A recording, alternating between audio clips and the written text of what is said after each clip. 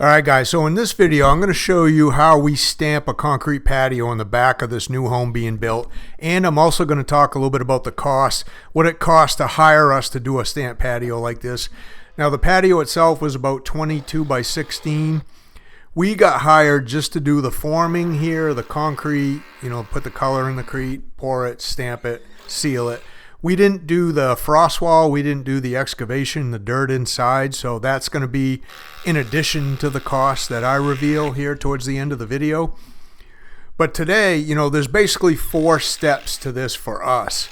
The first step is coming down here and getting it prepped. So we put on the forms, we got our DEWALT hammer drill here, and we tap con on these forms, we screw them right into the concrete, and then we're setting them to grade too. We're using my DEWALT self-leveling laser and setting them right to grade. We're putting a slight slope on this away from the building.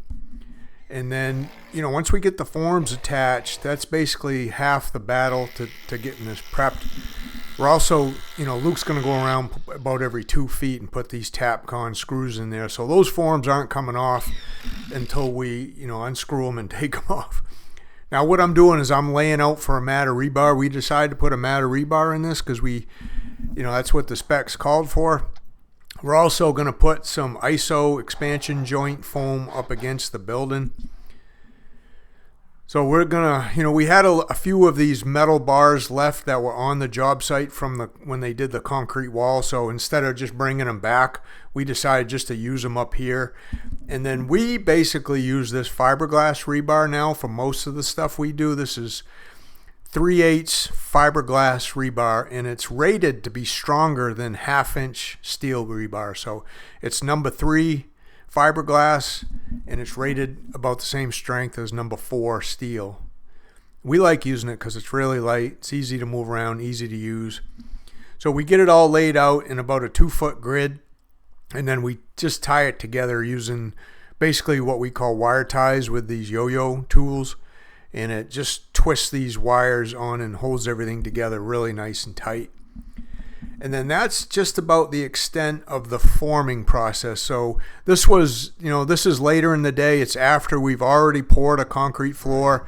We leave a couple guys to finish the concrete floor, and then Luke and I travel down here. This is a little bit over an hour away from the shop. So this is day 1 basically for us. Here's day 2. So we show up early in the morning. It's like 6:30 in the morning. We got concrete. We put color in the concrete, so we darkened the concrete with some grayish type color. Pretty standard for the type of stamp we're going to be using. And then we get the concrete patio poured. This is what makes stamping really easy, is when you set the forms right to grade. Not only does it make it easier to pour, but when you go to stamp, you'll see here in a minute how much easier it makes it to stamp when you're able to run the stamps right over the top of the forms. Now that's me in the yellow. I'm using a DEWALT pencil vibrator to vibrate the edges, so when we strip those forms off, the edges look really nice and smooth. There's no bug holes, no air pockets. I've had that thing for years. We use that all the time on a lot of jobs. Very lightweight. All the DEWALT 20-volt batteries will hook right into it, and they really last quite a long time in it too.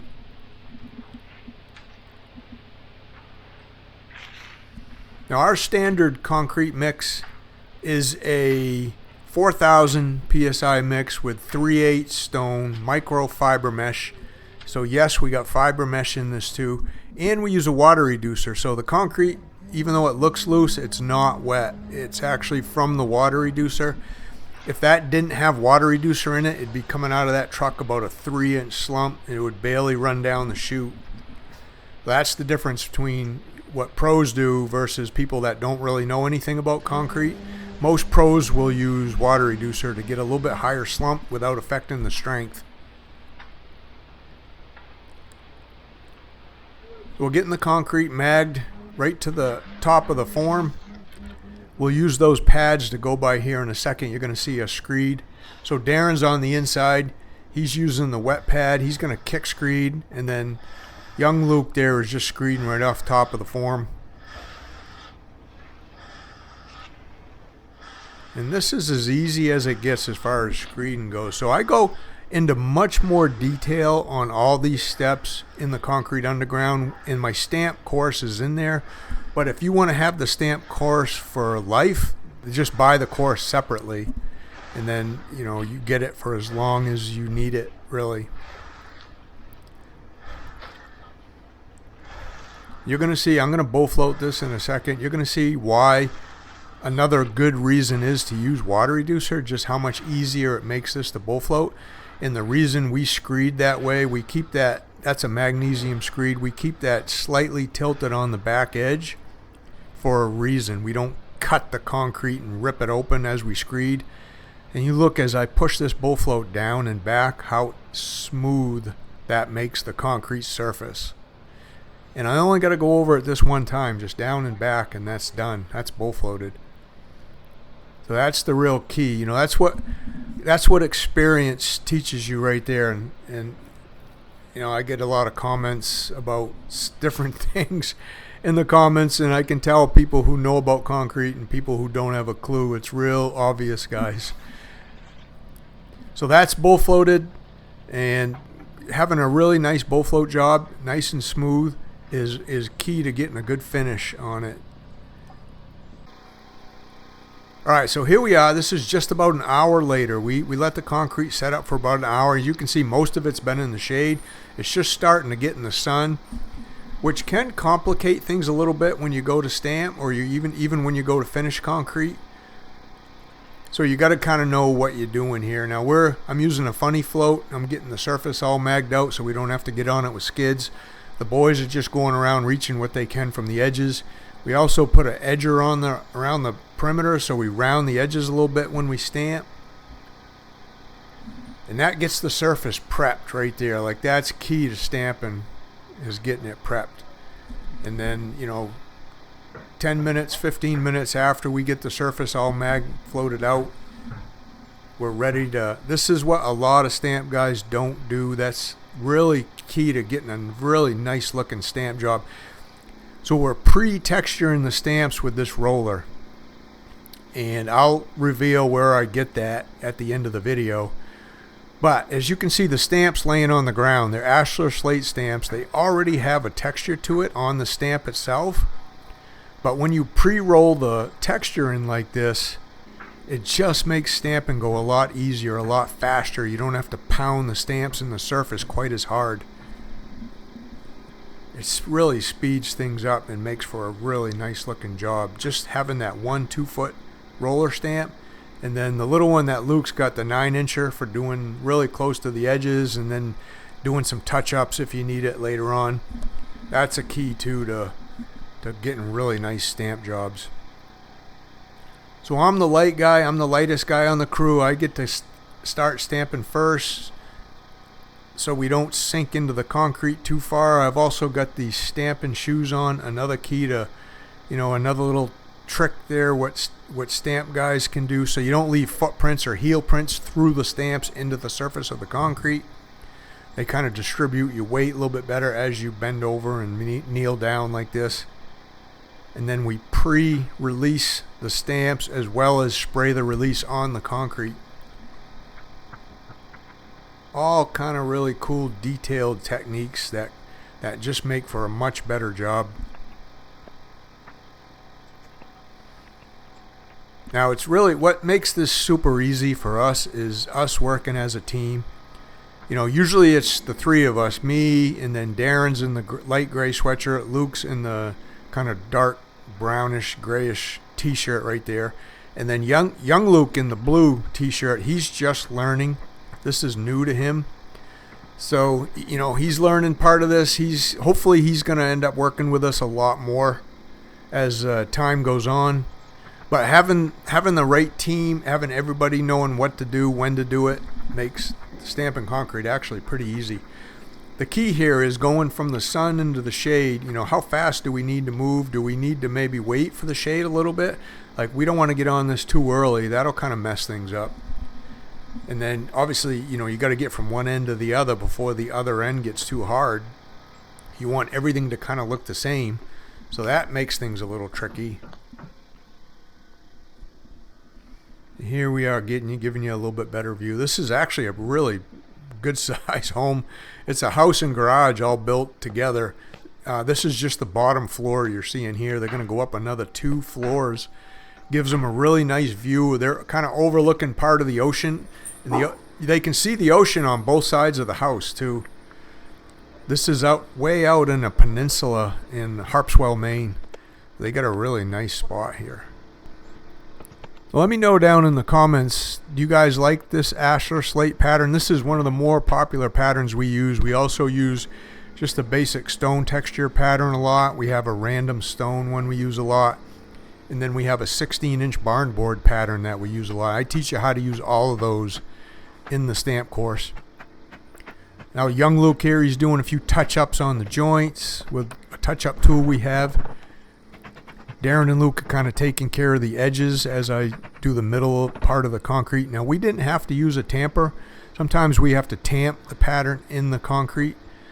I didn't have to do that on this one. It stayed soft enough on the surface where I could just use the weight of my body, just kind of tamping my shoes in there a little bit. And then we always look back after we pull up a stamp just to make sure the joints look really nice. We can touch them up. This is the best time to do it. You can't really do it the next day. Concrete's too hard.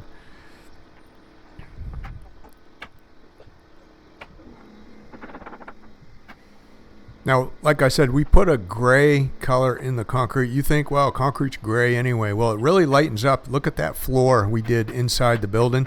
That almost looks like white in there. Really light gray to white.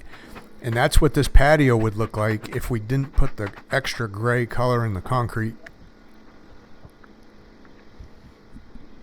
I'm gonna actually, you're gonna see us kind of wash the concrete here. We're actually gonna saw cut a joint in it. We're gonna wash it, and then I'm gonna add a secondary color to it. You get to see all that here in a minute. And then at the end of the video, we're gonna seal it up, and you're gonna get to see what the finished product looks like.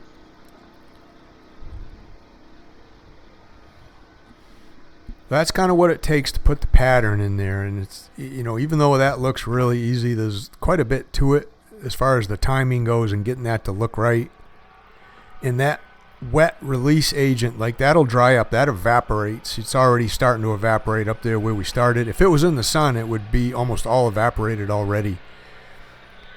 And then once that evaporates, you know, there's a little bit of a residue left on the surface, so you can't just seal right over that. You got to wash that residue off and clean it off. Looks good.